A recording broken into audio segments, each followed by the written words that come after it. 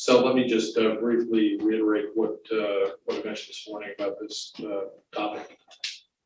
So we've all seen the at least annual reports coming out of Spencer Stewart and my friend Greg Welsh about here's what's happening with CMO tenure.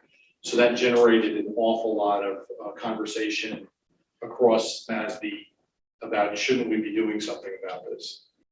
And the good thing about that conversation is because everybody thinks it's an issue, the conversation became, well, it's not just the tenure that's the issue, it's what's the role of the CMO, right? And what are the deliverables that they're being held accountable for, and what are the deliverables that should be being held to account, and how is that kind of changing? So coincident with that, Steve Diorio, who's done terrific work with us over the years and is our MASB fellow, happened to be writing a book that had some relevancy to this topic. So we thought to kind of kick off the conversation here, we'd have Steve talk about that a little bit, if you don't mind. So with that, our great friend and MASB fellow and author of soon-to-be-available book, along with his co-author, Chris Hummel, Steve Diorio. So it's really great to see everybody, particularly after the pandemic. I've been involved with MASB for years now. I've been my pick in front of some pretty powerful CMOs with Tony. Some have been persuaded by us, others we got into some fist fights, I recall. But as you know, I'm a big evangelist of accountability. And I believe that the research that we're doing here is the weapon of choice in terms of persuading people. One of the things that's happened in the last couple of years is advocating for the CMO has been challenging. Sometimes the CMO is afraid to really push the agenda. Sometimes they're besieged by peers in sales, marketing, and finance.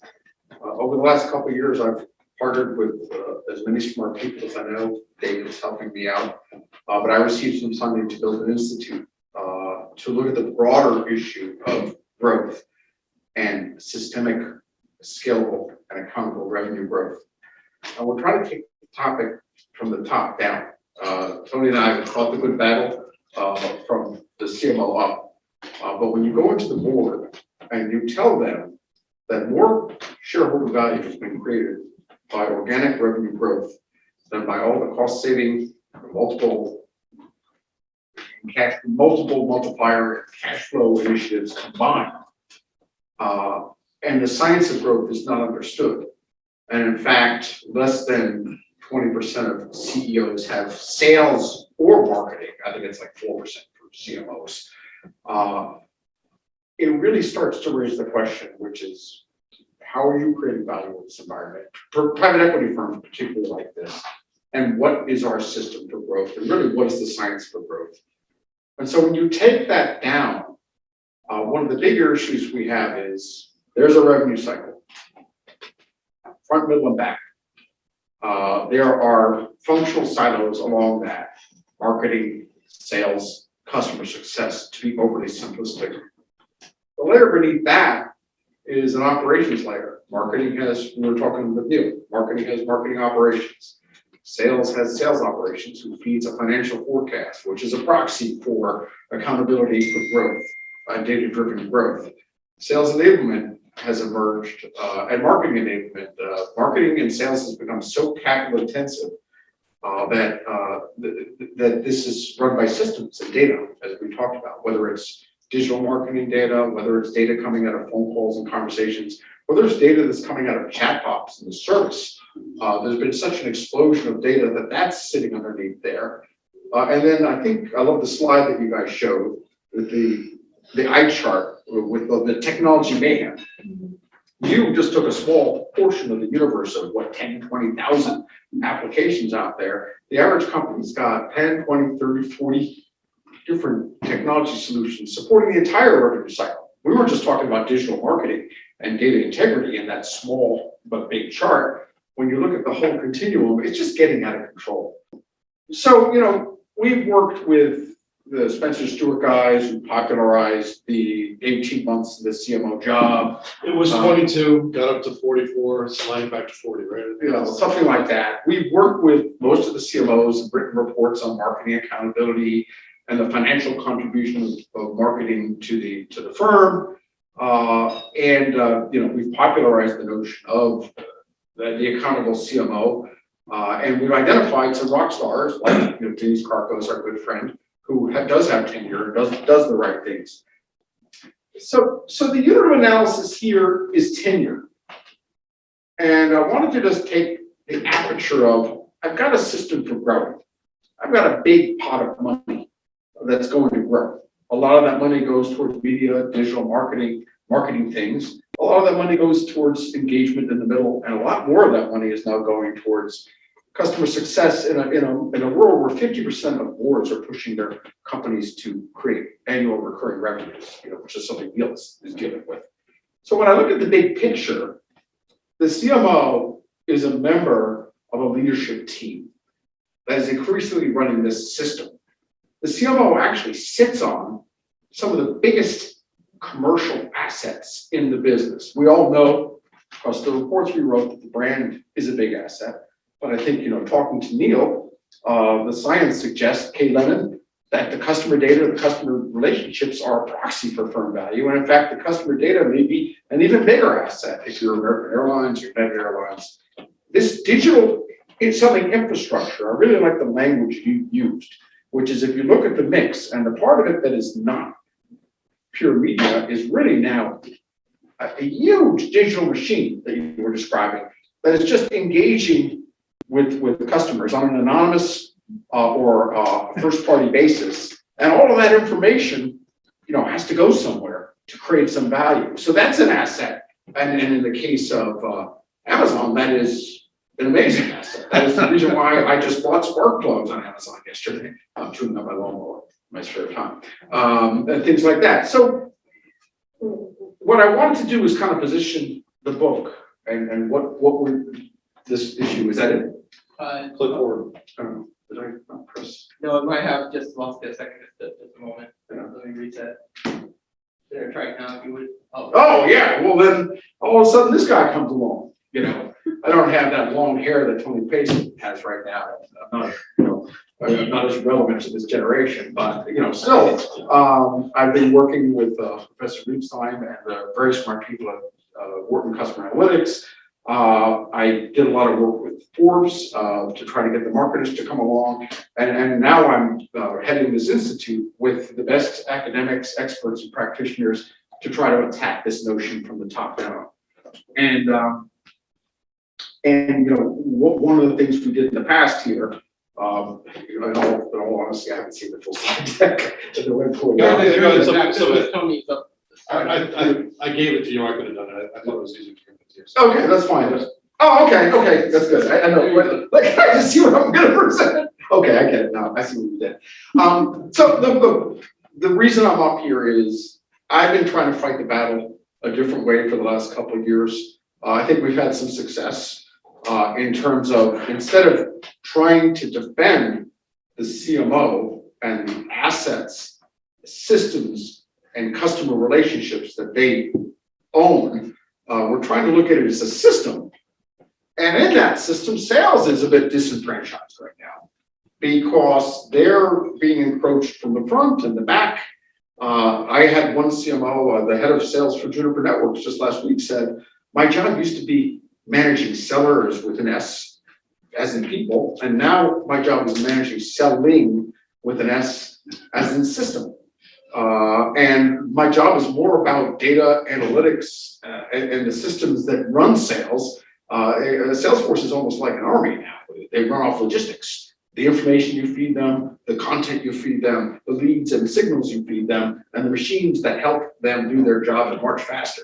So listen to a sales guy, they're kind of whining too. We've heard CMOs complain that they don't get respect. Sales folks are kind of having the same problem. And then on the back end, all of a sudden, everyone's familiar with the terms annual recurring revenue, customer lifetime value. Everybody, 51% of firms are pivoting to a recurring revenue model. They're trying desperately to package their services as a subscription. Like next week, we can buy a subscription to Tony Pace, great conversation, good meals, a friend for life, just only for $100,000 a month into perpetuity.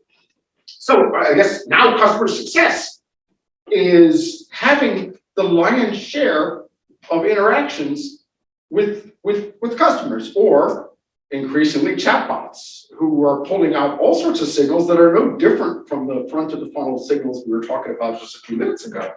So when you look at the landscape, yeah, the marketers have problems, but so does everybody else. And so one of the things we're seeing, and a big theme from this book, is we've coined this term CXO. And I hate buzzwords, but CXO is more of an equation. Replace the X with marketing, commercial, commercial growth, customer experience, chief growth officers, chief revenue officers. There's 7 variables you could plug in there. There are 9,000. I'm collecting. I have a whole presentation on this. Yeah. 50. It's about 50. And so we just called it a CXO, and there are 3 models. One is the Dictator Model, or the czar model, which is Cisco. Cisco just put a woman from Amazon to AWS. Everyone recruits from Amazon to AWS because they're the best company in the world. And put everybody in charge of them, the marketing people, the sales people, the customer success people, the product marketing people, the service people. And somehow this, Benito Mussolini of growth is going to come down and make all of these people march in a straight line. The other model is a federation model. And that's actually one that's very, we advocate for. That is just people who operate like a team, people who realize that they're part of a team selling and they work well together. A great example is Juniper Networks. They actually take their growth budgets, sit in a room, look at what's going to drive growth, and allocate by committee where it goes. So sales actually gave marketing money this year because they realized they're going into so many new markets and they're trying to do so much cross-selling that they need to find new people in accounts. And so account-based marketing and origination budgets rose. So I find that remarkable. And I've got some case studies that I've published recently, companies like Sienna Networks, where the head of sales, the head of marketing refused to be interviewed independently because they view themselves as the Corsican twins. They operate so much as a team that they wouldn't even want to be representing their growth strategy without the other person being in the room. And then the third is this notion of a revenue operations superstar.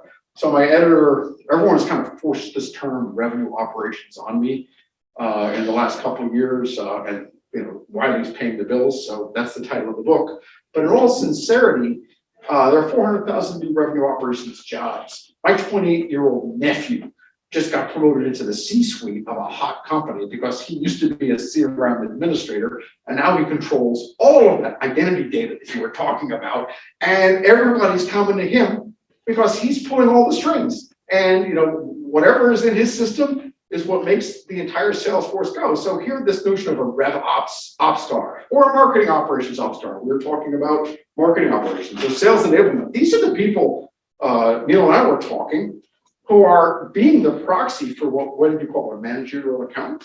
Oh yeah, that's the old-fashioned. Yeah, so you got the accounting people who are in the corner counting costs, and then all these magical new people are appearing who can create KPIs and go in and accurately estimate our forecasts and prove the value of marketing. And they don't have any grounding in what MASB teaches or what you teach in finance. I'm seeing people spend money on dashboards, having analytics people tell you how to measure marketing, valuing customers, doing customer lifetime value marketing. So this whole field of revenue operations has emerged over here, when in fact, the people in finance and managerial accountants and MASB who have that discipline aren't really informing that. It's a little bit of the wild, wild west. Software companies are coming in and saying, let me combine different signals with CRM data and pipeline data, and I'll algorithmically come up with a better forecast, and you're going to run your business on that customer lifetime value money. Or we're going to create a customer lifetime value model based on interactions, sentiment, touches, how much content they consume. All good stuff. But again, I think there's a lack of fundamental financial discipline here. So if you see this wonderful artwork on here that was done by my daughter, that's basically sales, marketing, and service coming together. And again, I'll come to a point here, I think, at some point. But if you go forward, so again, the spirit of this is rather than go in and say the CMO creates value, they deserve more budget, they deserve more, cooperation. You need to invest more in long-term initiatives. We know that story. That's a hard story to sell. When you come in at the top and say, well, what does my system need to look at? One is this notion of commercial architecture. That is the treatment models, the Salesforce segmentation, the channels that you use to engage people, the quotas that drive things. It's 7 variables that basically, if you switch any one of those, can completely change the economics of your selling system. I mean, you could engage people 100% in e-commerce with different levels of treatment and service and create one outcome, or you could have people, put mints on the pillow and visit every day. But at the end of the day, there's so many economics in that, and marketing informs that. Commercial insights, there is an explosion of data. We saw, obviously, the explosion of data coming out of first-party and third-party sources, but conversational data is just amazing. Since 2019, virtually every conversation has been recorded, run through NLP, and scored in real time, and is put into CRM and created feedback. Finally, we're seeing people take this first-party data and the signals that come with it, attach it to a profile. And these are companies like 6 Sense and some of the other people. But it's all about connecting the dots. We're actually getting signals in the market that somebody is shopping for a car and getting it to a person and responding along the way with texts and things like that. So it's exciting times when you think about it like that. Commercial asset management. Again, I put this in there purposely for us because we take the brand, when you take the customer data and you add that huge infrastructure, those are the biggest commercial assets in a company. And those assets are severely underutilized. And to Neil's point, they're not even that valued. So we all own a house or own a car, and if you want to maintain that, you can come up with a budget. If you want to add a bathroom, you can estimate how much more valuable your house will be and how much you want to spend on that. That's all because it's a financially valid model for managing that assets. We cannot say the same about our customer data. We certainly can't say the same about our brand. We can attach asset actions to it and calculate with some reasonable financial validity that those things happen. So this notion of asset management is really, really taking hold in a boardroom presentation, where all of a sudden the owners of a firm are like, well, wait a second, you're telling me that I've got all these fantastic assets and they're completely underperforming. I think I'm driving a Porsche and it's firing on 2 cylinders. I'm getting terrible gas mileage. Who's in charge of those assets? That's the question we're asking. And again, somehow there's a point here, which is the role of the CMO in this new model. Finally, enablement, again, selling, and again, that's sales, marketing, service, I'm agnostic, has become capital intensive. And the beauty here is when you take marketing out of it, all of a sudden it becomes very objective, which is okay, well, if not them, then who? And the answer is there's not a really good answer. And then obviously operations, and I think this is really important. Marketing operations has emerged as a huge system that manages a lot of what we talked about. Sales operations is managing the financial forecast. Sales enablement is managing the sales tech stack. And then all of a sudden this analytics team, which used to report to marketing and now is floating out in space. If you just start to unpack operations, one company had 37 different functions managing and curating their customer data. So did you want me to get to a point, Tony? You and I can sit down and we'll start the conversation. So then go to this next slide. I think there's a slide with Harvey. That's the Venn diagram. The Venn diagram. So that tees up, and this is actually work we did with MASB. There are 20 some odd things that create value in a company that are calls to firm value.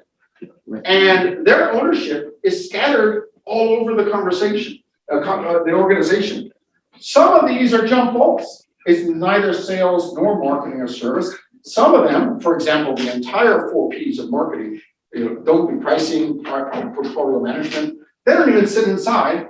And then a lot of these other things like financial reporting, M&A, and the P&L don't sit inside. So if you just look at this like a jump ball, and then you say to yourself, what assets do and should marketing own? Which ones do I share with other people? Which ones, obviously this connection is important. It starts to explain the path for marketing. Obviously every single CMO job is either a big circle or a small circle. Small circle being comms and brand, big circle meaning I own the digital infrastructure and the customer data, and I own aspects of pricing in the 4 Ps. And so I think if you think about that pink circle in the lower left-hand corner, in the context of how you create value and the system for growth, I think this is the way to fight the battle. I view it as a battle, or this at least define the role of marketing. And I think this is the better canvas to have the discussion about CMO tenure versus saying comms is still important, brands is still important. Certainly they are, but you're not going to get a very receptive audience to that. If you're saying these are the things that are going to drive growth in your company, who's in charge? That's a much more interesting conversation. I've got things to add though. I mean, as I said, I've done a lot of work on this in the past.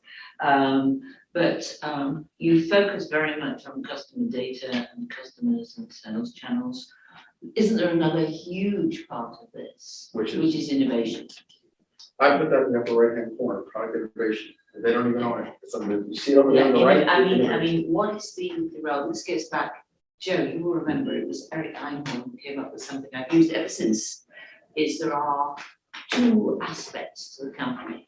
There is the supply chain. God, that's played out very consistent into MASB. Still not working good. But it's a system. Everything out of it. It's a system.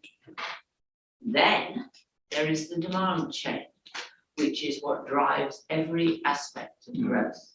And critical aspects of this are everything that touches a customer. It's everything you've said, but I would widen it. Growth responsibilities, and I think innovation is the whole. Well, it's on it, and it's huge, and it's not owned by marketing. And that's my point. David, you wrote the research on that. So let me try to focus. This is done, so I'll speak a little bit loudly for the benefit of the folks that are on remotely. This discussion started as CMO tenure is declining. Let's fix that.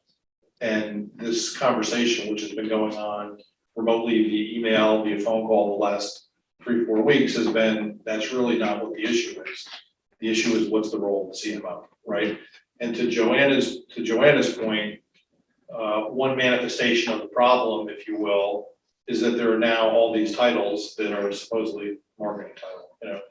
I'm the chief customer officer, I'm the chief customer experience officer, I'm the chief revenue officer. Even your revenue enablement gets in a chief revenue enablement person. And it's like, what the heck are all these things, right? So I think the whole notion of CMO in some circles, and my friends at the ANA would debate this, but in some circles, CMO as a title is seen as kind of the old-fashioned way of marketing, not the newfangled way of marketing. So curiously enough, marketing has got a marketing challenge, right? And it's been focused on who the leader of that marketing role is.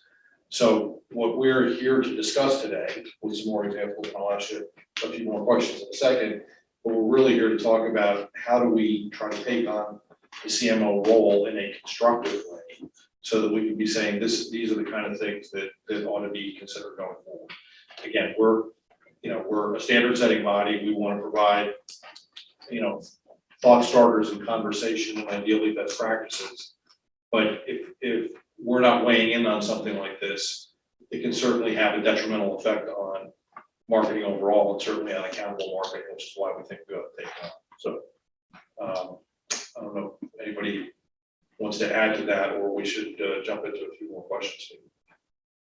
Yeah, we definitely have some comments going on in the online chat, actually, quite a few of them. The one from Mikio Van Watering is love this vision is more holistic approach to marketing and sales, right? Yes. So Right, so I think it goes to the broadening from beyond talking just communication and brand, but talking to the drivers of success accordingly. Karen agrees, that she loves the vision. There was a comment on chief disruption officer, term, so as a part of it. Michael asked, are CMOs focusing on profitable growth, not reduced price growth? So that's another, so, basically on, unit side, I believe is how to interpret that. So that's a question for discussion. When we talk about growth, how do we characterize that growth? That's Mike Hansen's question. That things that create measurable growth can often destroy firm values, because one of the easiest ways to drive growth is to reduce price. And that destroys brand equity and things like that. And again, I think there's dysfunction in the accountability world out there, which is short-term accountability as measured by very crude attribution metrics actually leads to dysfunctional outcomes directly related to that comment. And I think, the scorecard of profitable growth is the scorecard, and that's right. So I think there's that great Leonard Lodersch study that said they asked him how to double growth, and he showed them, but then he said, but you know what? If you kept the same number of people and just turned a couple of other dials, you could triple profitability. So I could double your growth with the same profits, or I could, by adding a lot of people, or I could just turn a few dials and make you a lot more profitable. So I think that notion of profitable growth, what is the goal here? To create firm value, to create profits, or flat out growth? Obviously, with a hyper growth firm, with investors who expect 50% growth, you've got to grow without making money. But for the normal company, I think the goal is to make money. And in that goal, and profitable growth is a really, really good question. So sorry to go on a tangent there, but I think that was a great comment. That's a direct response. So let's talk about customers for a second, whatever the enterprise is. So the profitable growth conversation is an interesting one, because you can perhaps derive greater profits from the current customer base, right? And you can probably do it pretty efficiently, so it's your incremental cost is kind of low. But I think that there's a broadly accepted notion that you're going to have to grow your customer base, because everybody would use, whatever analogy, the leaky bucket or something like that. You're going to have people that are going to be flowing out of your franchise at some point. And you're going to have to grow your customer franchise above and beyond that attrition rate. In the short term, that may not matter, but in the longer term, it definitely does, unless you're going to radically increase the revenue per customer, right? So, to my mind, one of the things that's being reported more frequently, we reference the Disney subscriber signups, is how many new net customers do you have during a given period of time. The telcos have long put that out there in terms of what's happening with them. The streaming services are now doing that, and frankly, even the tech companies, despite their reluctance to put numbers out there, they're talking about engaged people, on a monthly basis. Are there other customer metrics that you come across beyond, net customer growth during a period of time that you think should be in the consideration set for deliverables for the CMO? Well, I mentioned this earlier, and maybe I wasn't clear. There's a metric that's at least favored in the SaaS world called net recurring revenues, and private equity guys taught me that. And that is the combination of both what you said. You can increase net recurring revenues by adding new customers, or selling more to them, or keeping them around. And the answer is all three. And I'll give you two examples. A company called WalkMe went public in the last year. A friend of mine happens to run sales operations there. And they were acquiring companies at an incredible rate. To go public as a SaaS firm, you got to be growing at 30 to 50% a year. And so to hit that number, they were bringing in people at an amazing rate on acquisition. When the adults walked into the room, the term leaky bucket, they found a leaky bucket, which is they were bringing in people, and they were obviously ringing the bell, paying people for acquisition, and they were losing them just as fast out the back end. The guys who were doing their IPO said, you've got to have a net recurring revenue of more than 100%, 105%. So the way the equation works is money you brought in, increases minus losses.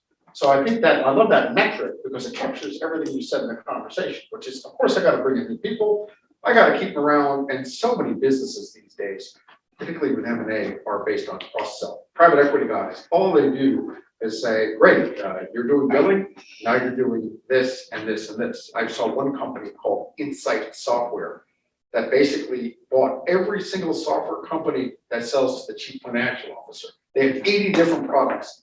Not one of their not one of their customers buys more than 3 of their products. So the private equity guys are like, oh my gosh, I've got enormous cross-sell. I'm like, you guys can't cross-sell your way out of a paper bag, so you better figure out how to do that. But I think to answer your question specifically, and I know I'm a pain in the neck, I love this term net recurring revenues because it does deconstruct into all 3 things you talked about.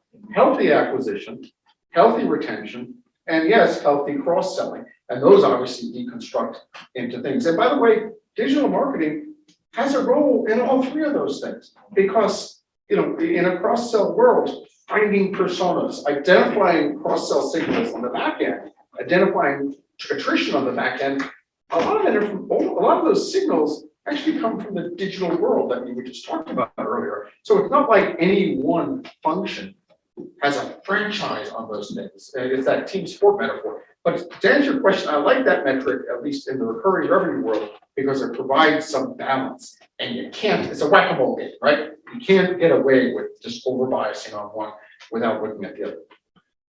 So Joanna raised the question of innovation. If we were having a meeting a number of years ago, innovation would be presumed to be part of the deliverable for marketers. But as per your location of it there, I think especially in the technology world, it's now presumed to be in the domain of the futurists or the disruptors or whatever you want to call them. Oh, the product world. But David, you're the expert on this. Where does it live? Yeah, I mean, to a very large degree, it's outside of marketing in many companies. I think one of the things I mentioned to you, Steve, was that at Google, they have product managers. The product managers aren't part of marketing. Yes. It's a totally different domain, and they don't like thinking of themselves as marketers, which is pretty scary. But innovation, we might have some tweaking of products that would be sort of, within marketing, but in terms of innovation. Well, Procter & Gamble very well. Where does it live there? Well, I don't know. Probably Tony knows them better today than I do. Some of it I think is within marketing, but again, I think it's the product modifications rather than the real innovation. Yeah, I was gonna say I think there's a Yes. difference between renovation and innovation Right. in a lot of companies that I work with. But there are definitely more companies now that have somebody tasked with innovation, right? Yeah, And it may be a title of a chief innovation officer. I kind of, But Mike Hansen's, who I think says it really well, there's innovation and there's perceptions of innovation.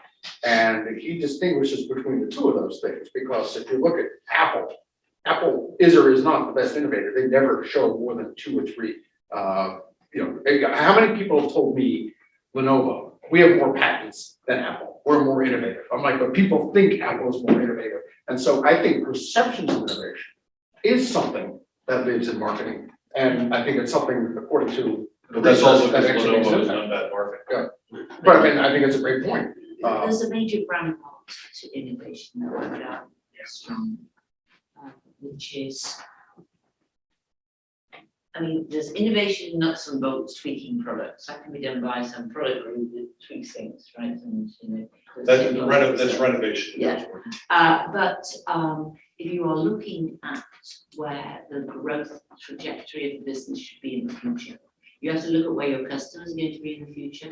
You're going to have to look at how their needs are going to change and how your current offering fits or doesn't fit, and what you're not doing. What you're doing that isn't as important as you think, and maybe you should stop spending your innovation R&D money on it.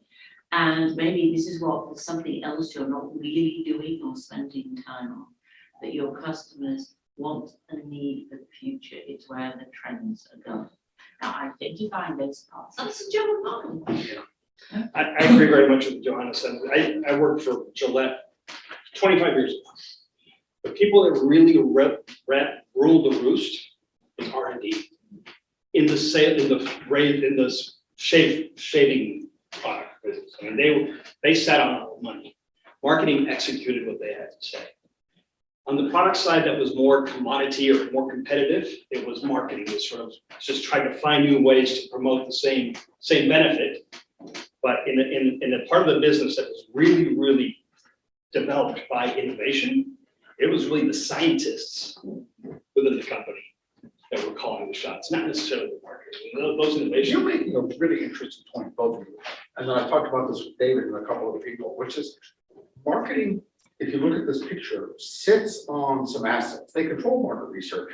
They control customer engagement. Not necessarily. But in a lot of organizations, that's in their span. But I guess my point is, if the customers are signaling what they're gonna need in the future, marketing in general is going to hear that. That may not be, and that information's gotta get over to the product guys. Yeah, it's articulated by the product. Yeah, and so, I think these these fracture points, at the end of the day, there's another slide on here. No one organization controls more than 40% of these in any scenario. So communication has to flow across these lines anyhow. But I think, I don't know if it's the next one, or that one. We did some rough math. And, at the end of the day, the problem is no one of the traditional functions, you could argue, really controls half of these things. And these new life forms that we're seeing at the top in these really brilliant colors, control more of them.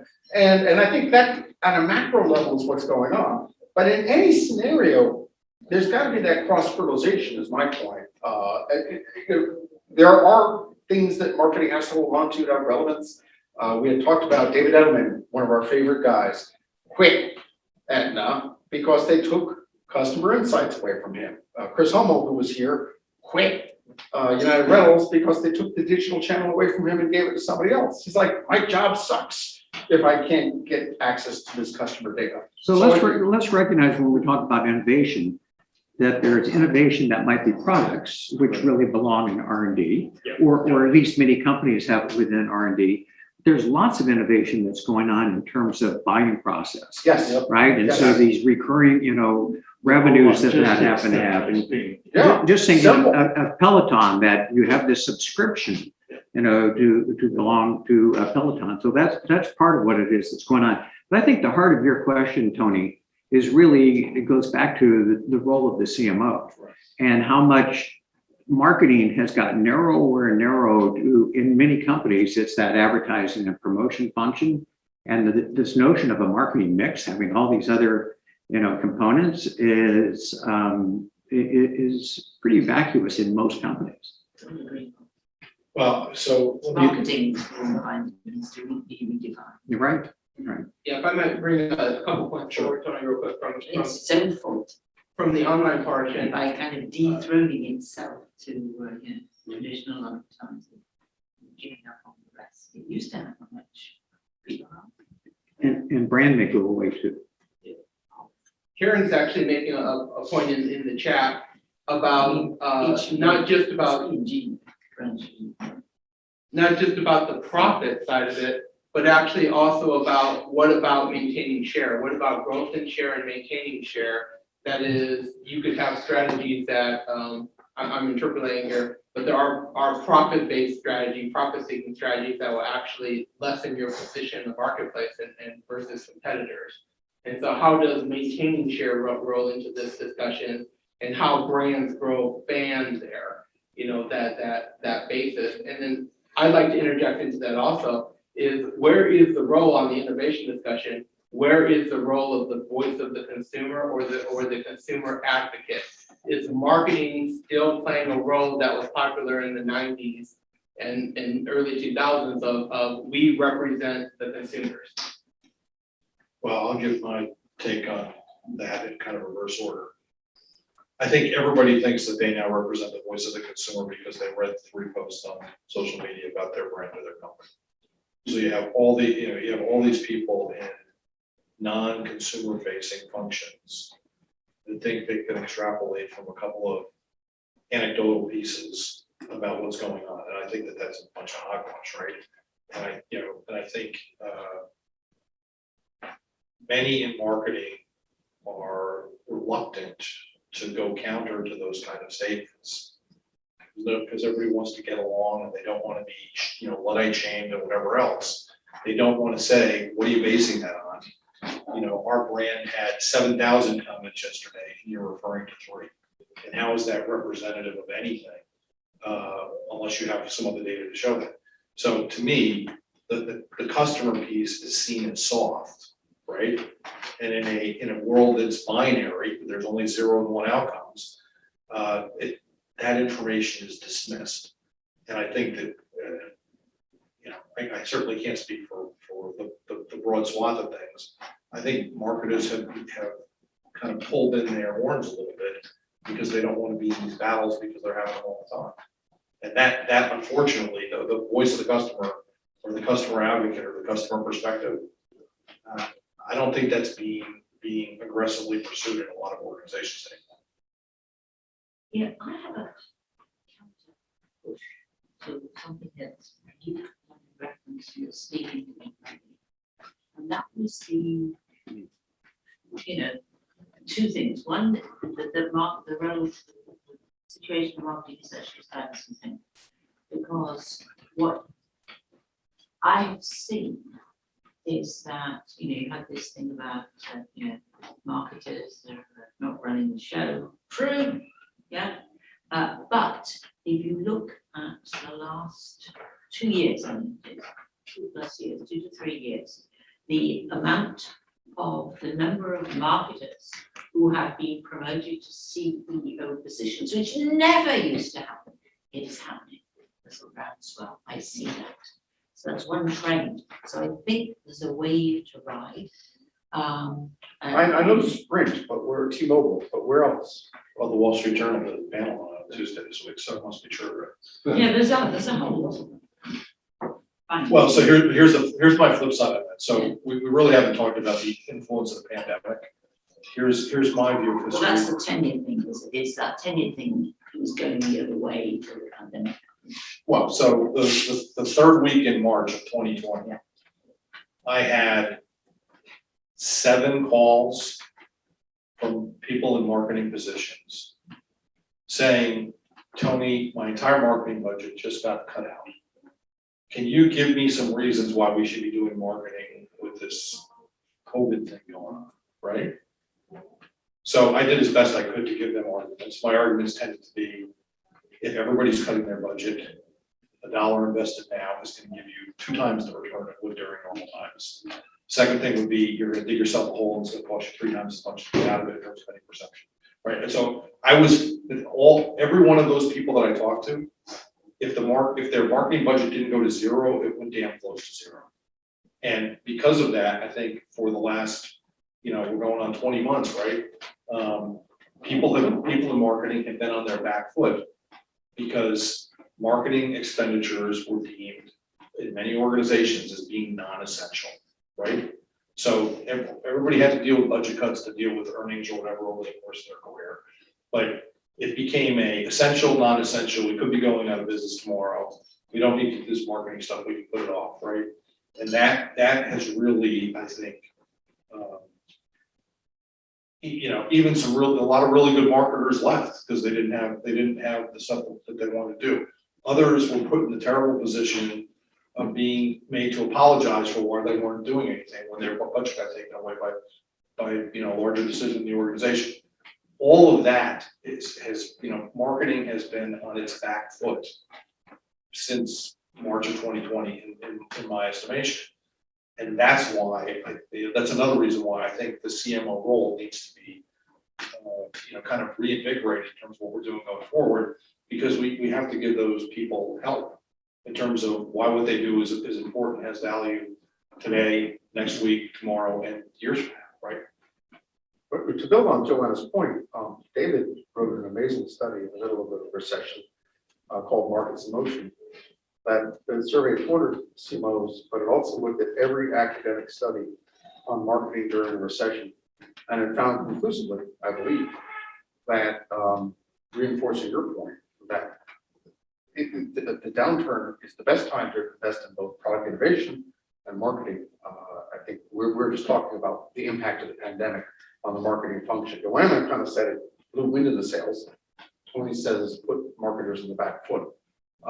You did a bunch of interviews and talked to some distressed businesses, I think, Mary, during there. But what's your take on that, having done that research? I mean, to some degree, I think it invigorated marketing.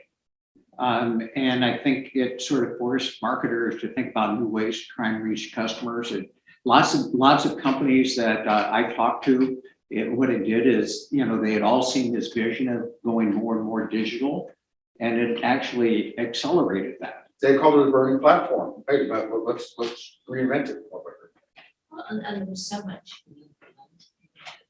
Are we looking at one things I do in my spare time is run the marketing call of fame the Chapter, and we're looking at nominations. We have this year's nominations, which have just closed, and it is astonishing how many of the people nominated have been in their current job either 9 months or 1 year and 9 months. Why? Because everything's being reinvented.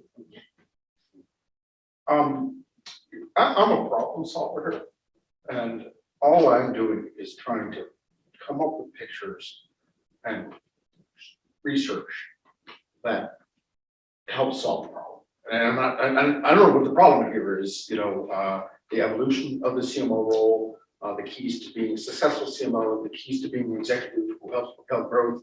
I don't even know the problem statement here, really, because I think Joanna makes a good point. Is the problem CMO tenure, or is the problem the role of the CMO going forward as a productive piece? But I will say this, I've been on, Future about demand. but I will say this, I have tried a lot of things. I've taken, broken some glass. Tony's bailed me out a couple times. He's a good wingman. But at the end of the day, I'm just trying to tell you, I've talked to hundreds of people. And this is live feed from what's going on with a 360-degree view. And maybe hopefully this is helpful for saying, what do we as MASB need to be doing to advance the science of growth and support, it's not like salespeople should like us. Yeah, so let me throw out a couple of terms. I'm not trying to put a point on this, so anybody can jump in. So we could call this, or have a subhead on this that is, for the conversation, the future of demand creation, right? Okay. We could also call this the future of customer retention, or acquisition, retention, and loyalty, or acquisition, retention, and growth, right? So to me, you could take it out of the job title to the organizational objective, which, it definitely has its pluses and minuses, but I just think we ought to have that on the table as we consider this going forward. Frank, do we got more, any more commentary? Yeah, so there is one really interesting one. I'm going to read it verbatim. Do you believe that one of the most important reasons for CMOs having to leave their jobs is lack of accountability? ? So even successful, that is bringing in profitable revenue, CMOs might lose his or her job or her or his job because they cannot present their added value to the company's bottom line. So in other words, where the CMOs are successful, but they're not able to demonstrate it. Well, I would say that's a big part of it, right? So, the way I used to boil it down, but anybody can take it a different direction. Marketing, you had two jobs: build a business and build a brand. The business was pretty easy to come up with metrics on, right? Are you selling as much or more today? Do you have, is your price, strong on the upside? Do you have more customers? All that kind of stuff. The problem on the brand side, as many of you have heard me say more than once, you're not paid in awareness Bitcoin, right? You're paid in dollars. So the whole notion of what is the financial value brand of brands you're responsible for. I think that's essential, right? Unlike Steve McCullough who's here today, most people in marketing do not have accounting or finance backgrounds, right?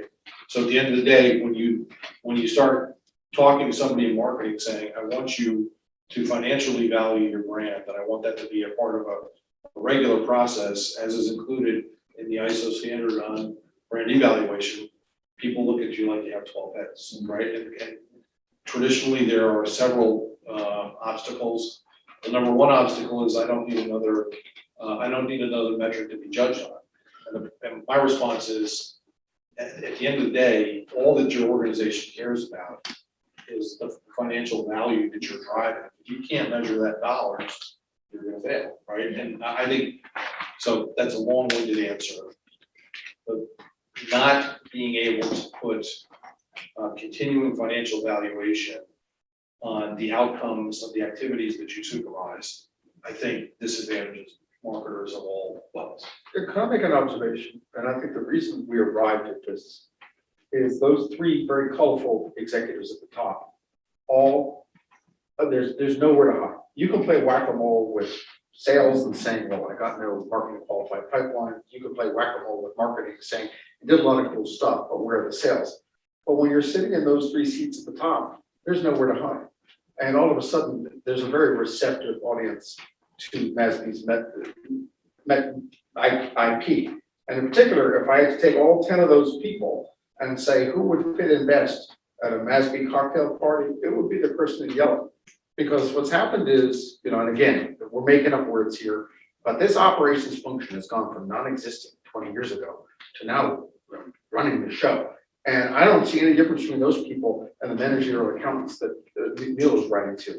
And I would say of all those people, the person who would, want to party, with MASB is that person in the yellow. Because they really are being held accountable for these things. So it's receptivity to the audience. And again, they've got nowhere to hide. They can't say sales screwed me over because sales reports to them. They can't say marketing doesn't create value because they own that too. And so that's why I'm sort of fighting the battle this way, which is, hey, you can pick a bone with anybody in the blue, but sit in that seat at the top and tell me that marketing accountability, improving the financial contribution of any action to grow the business is not important. And I think they got nowhere to hide. So that's one of the reasons we're going down this road. And again, maybe these titles have some credence. The etymology of the CMO, it's only 20, 30 years old, and it's changed dramatically over its lifespan.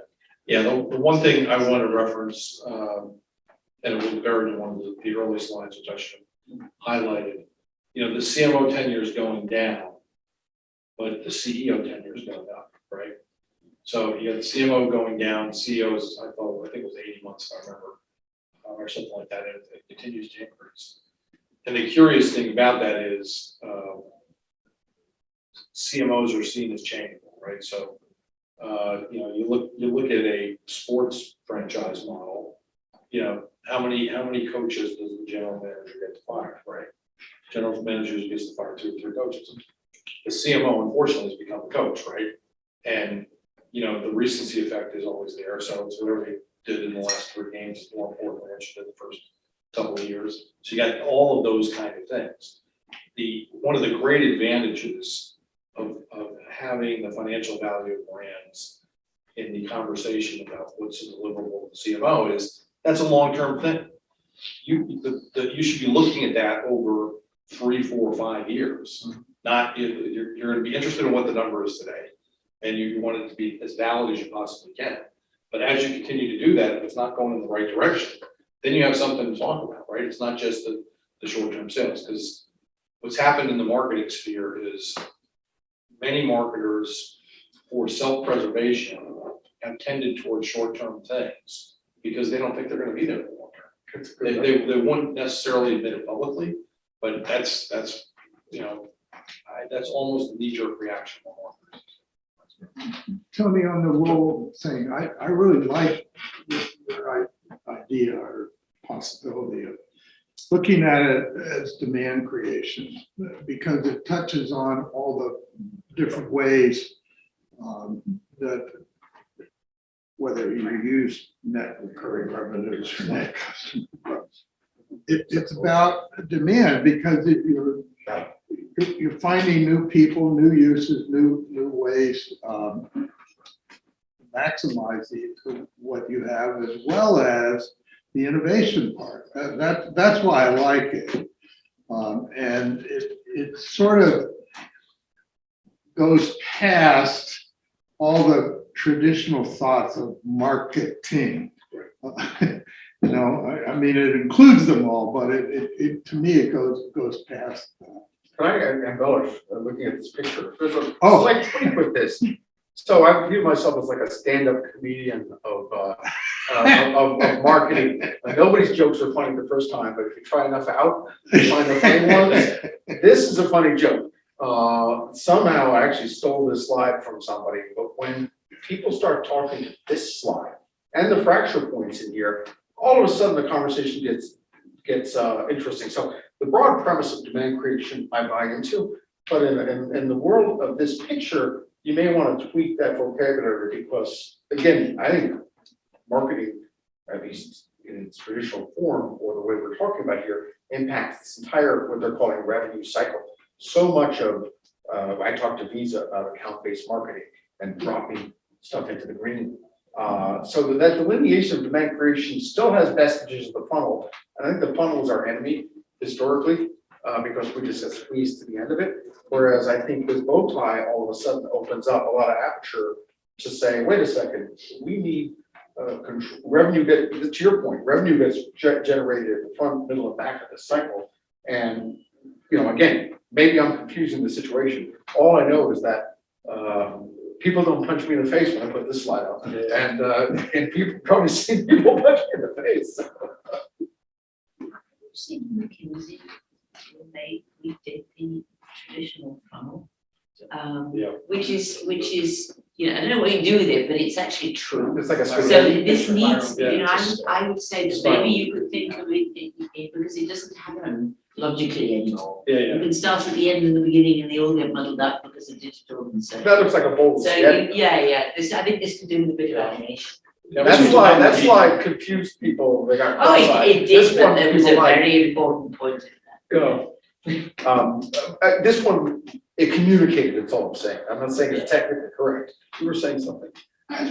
How much of it can be attributed to the fact that maybe marketers have gotten away from the solid blocking and tackling of marketing, and actually relied more on the tactics of media to solve their problem? I think a lot of that. I also heard somebody describe it as a grout guy. No, I mean, because look, I have a media planning background, you know, way back when there was 7 media you could buy, and it came at the end of the presentation. It was always about strategy, it was creative, and then there was like the flow chart. And if you couldn't get to detail, you just showed them the picture. And nowadays, with the evolution of media and the ability of all this data, they look at this, that I'll just, that solves my problem. Well, yeah, because it's, Yeah. my obviously facetious term is strategy-free marketing. There's a lot of strategy-free marketing. That's why you use a lot of your programmatic. Right. That's what the data do. It's getting all tactical. Charles. So, Yeah, so I love all of this. I wonder how useful it might be and how realistic it could be. I like the idea of marketers are transitioning into CEO spots. Our friend Yin Ron, great example of that, and taking Melt to its next level, right? So it's been stagnant, it's growing, yeah, that had something to do with the pandemic. But if there was some way to tie this to those use cases, I think you're framing things in an excitatory way as opposed to, let's defend our jobs. Yeah. You know, what's interesting about that is, as CEO, you control all these levers. And again, we've got a chapter called the CEO is the accountability for growth. So again, by ascending to that suite, all of a sudden it makes sense. I'd love to get access to that research that in fact CMOs are moving up there, because I think it says a lot of things. well, and the tenure thing, I also question, Well, the tenure thing puts you in a defensive mode. Well, that's my point. Yeah, it starts to wait to address it, and I also wonder if it's really true or what we were seeing was a big COVID lift. Because before that, marketers were definitely starting to rise, and tenures were rising to, everything got upended during COVID, and Tony eloquently expressed, as long as they justify value what they do, they're going to be occurring. But I think Tony makes a great point, and then, which is a general manager gets evaluated over 5 years, because that's how long you gotta figure out whether his players, yeah, in general, it takes 5 years to figure out whether you draft a good player or not, but coaches get fired pretty quickly. I learned something that's so obvious, working with David's friends, Camp Tipping. David runs the simulations we all took in business school, where they simulate 7 or 8 years to see what happens. And, the obvious, no strategy pans out in one sales quarter. And, by compressing time and seeing what happens over the long term, all of a sudden, what was a short-term decision, you could see the impact in a short period. But the whole notion that, strategy is resource allocation, and you really don't know for many, many sales quarters whether it works out, talks to the tenure issue, which is maybe a CEO get a kitchen pass because they've got to bring strategy and it's going to pay off. But the coach, the CMO, a bad quarter or a bad campaign, and they're gone.